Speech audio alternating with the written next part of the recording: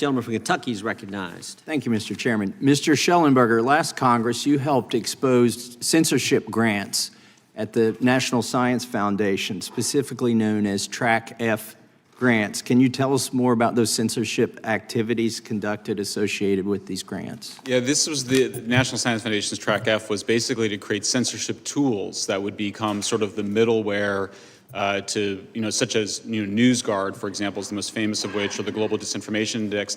The idea is to essentially impose on people's systems, either directly through their computers or adopted by social media companies, a set of tools that would allow centralized authorities to decide what the truth was and filter it for people. It's a horrifying program. All of Track F, in my view, should be eliminated, and I think there should be an investigation to figure out what in the world were they thinking when they created a program to basically have the taxpayers subsidize the creation of elaborate censorship tools that included the use of AI in creating that censorship.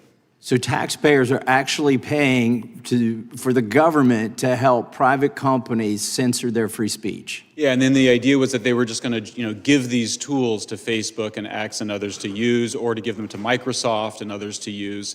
It's awful stuff. And by the way, it also came from Department of Defense. So much of those NSF grants are sort of recycling older DARPA DoD projects. When I coached T-ball, the kids shared helmets. And so occasionally there would be an outbreak of lice. And we'd comfort the parents by saying it's not a sin to get lice, it's a sin to keep lice.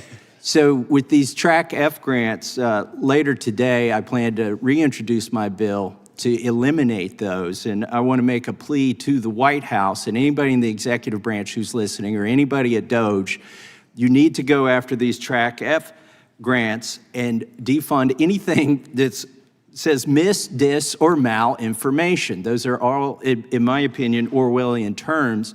Also, we have an omnibus coming up in March where I'm scared to death we're going to refund all of these things. We're basically going to feed the lice that were contracted in the last administration.